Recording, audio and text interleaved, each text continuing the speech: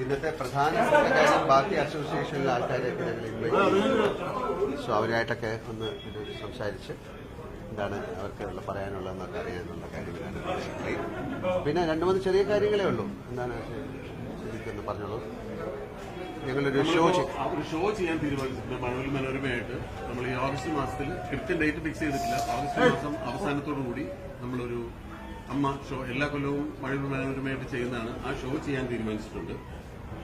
പിന്നെ കഴിഞ്ഞ ജനറൽ ബോഡിയിൽ നമ്മൾ ഒരു വനിതാ മെമ്പറെ കൂടെ എക്സിക്യൂട്ടീവ് കമ്മിറ്റിയിൽ ഏറ്റെടുക്കാനായിട്ട് എക്സിക്യൂട്ടീവ് കമ്മിറ്റിയോ നമ്മൾ അധികാരപ്പെടുത്തിയിരുന്നു. അപ്പോൾ ആ വനിതാ മെമ്പറിൽ നിന്ന് ഐകകണ്ഠേന തെരഞ്ഞെടുത്തു. ജോമോളാണ് ആ വനിതാ മെമ്പർ. അപ്പോൾ എക്സിക്യൂട്ടീവ് കമ്മിറ്റിയിലേക്ക് ഇപ്പോൾ 3 പെൺകുട്ടികളെ കൂടാതെ ജോമോളെ കൂടി ഞങ്ങൾ ഐകകണ്ഠേന തെരഞ്ഞെടുത്തിട്ടുണ്ട്. പിന്നെ കുറച്ചു പേർക്ക് ഈ നമ്മൾ കൈനീട്ടം കൊടുക്കുന്നത് കുറച്ച് കാലമായിട്ട് നിർത്തി വെച്ചിരിക്കുകയായിരുന്നു. അപ്പോൾ കുറച്ചുപേർ കൂടെ കൈനീട്ടം കൊടുക്കാനുള്ള ഒരു തീരുമാനം ഉണ്ടായിട്ടുണ്ട്. പിന്നെ കുറച്ച് കാലമായിട്ട് നമ്മൾ ആഗ്രഹിക്കുന്നതാണ് ഇവിടെ ചില വർക്ക്ഷോപ്സ് ഒക്കെ ചെയ്യുക, ചില ഡാൻസും അല്ലെങ്കിൽ ആക്ടിംഗും ഒക്കെ ആയിട്ട് ബന്ധപ്പെട്ടിട്ട് ഒരു ചെറിയ വർക്ക്ഷോപ്പ്, ഒരു 3-4 ദിവസം നിൽക്കുന്ന മറ്റ് പബ്ലിക്കിന് പുറത്തുള്ള ആളുകളെ കൂടെ പങ്കെടുക്കുന്നുണ്ട് ഒരു ആക്ടിംഗ് വർക്ക്ഷോപ്പ് അല്ലെങ്കിൽ ഡാൻസ് വർക്ക്ഷോപ്പ് ഒക്കെ ചെയ്യാനുള്ള തീരുമാനം ഉണ്ടായിട്ടുണ്ട്. അതിന്റെ നടപടികൾ ഉടനെ തന്നെ ആരംഭിക്കും. അടുത്ത മാസം തൊട്ട് അത്തരം ചില പരിപാടികൾ ഞങ്ങൾ പ്ലാൻ ചെയ്തിട്ടുണ്ട്.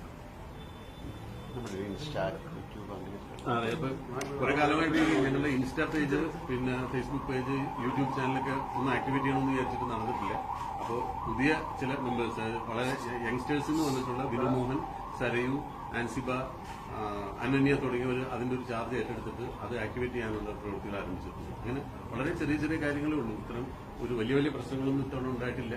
അപ്പോൾ വളരെ സന്തോഷകരമായിട്ട് ആദ്യത്തെ ഞങ്ങളുടെ മീറ്റിംഗ് ഇന്നിവിടെ അവസാനിച്ചിരിക്കുകയാണ്. ഇത് കഴിഞ്ഞിട്ട് പ്രൊഡ്യൂസർ അസോസിയേഷന്റെയും ഡിസ്ട്രിബ്യൂട്ടേഴ്സ് അസോസിയേഷന്റെയും ഫെഫ്കയുടെയും ഒക്കെ മെമ്പേഴ്സുമായിട്ട് ചെറിയൊരു ഇൻഫോർമൽ മീറ്റിംഗ് ഞങ്ങൾ പ്ലാൻ ചെയ്തിട്ടുണ്ട്. ഇത് കഴിഞ്ഞാൽ ഞങ്ങൾ നേരെ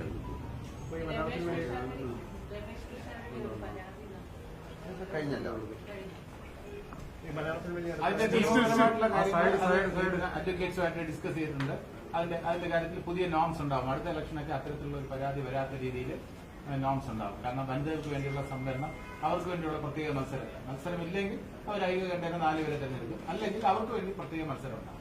ഈ ഹേമ കമ്മിറ്റി റിപ്പോർട്ട് പബ്ലിഷ് ചെയ്യുന്നതിനെ കുറിച്ച് അമ്മയുടെ അത് ഞങ്ങളുമായിട്ട് ബന്ധപ്പെട്ടൊരു കാര്യമല്ല. അത് സർക്കാർ ലെവലിൽ നടക്കുന്ന സർക്കാർ നിയോഗിച്ചൊരു കമ്മീഷനാണ് ഹേമ കമ്മീഷൻ റിപ്പോർട്ട്. അത് പബ്ലിഷ് ചെയ്യണോ എന്നൊക്കെ തീരുമാനിക്കുന്നത് സർക്കാരാണ്. നമുക്ക് അമ്മയ്ക്ക് അതിനകത്ത് യാതൊരു ഇൻവോൾവ്മെന്റും അതായത് നടൻ സത്യന്റെ മകൻ സതീഷ് സത്യം അമ്മയിലേക്ക് മെമ്പർഷിപ്പിന് വേണ്ടി ഞങ്ങൾ വിളിക്കുകയാണ്. ആദ്യത്തെ അപേക്ഷിച്ചിട്ടില്ല. അദ്ദേഹം റിട്ടേണായിട്ട് നമുക്കൊരു അപേക്ഷയും തന്നിട്ടില്ല. അദ്ദേഹം ഇങ്ങനെ ബന്ധപ്പെട്ടു എന്നാണ് പറയുന്നത്. പക്ഷേ എന്റെ അറിവില്ല.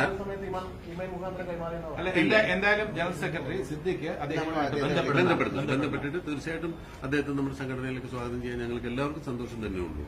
പക്ഷേ അങ്ങനെ അദ്ദേഹം നേരിട്ട് ബന്ധപ്പെട്ടതായിട്ട് ഞാൻ ഇതിനു മുമ്പുള്ള കമ്മിറ്റിയിലോ ഇരുന്ന ആളായതുകൊണ്ട് പറയുന്നത് ബന്ധപ്പെട്ടായിട്ട് അറിയില്ല.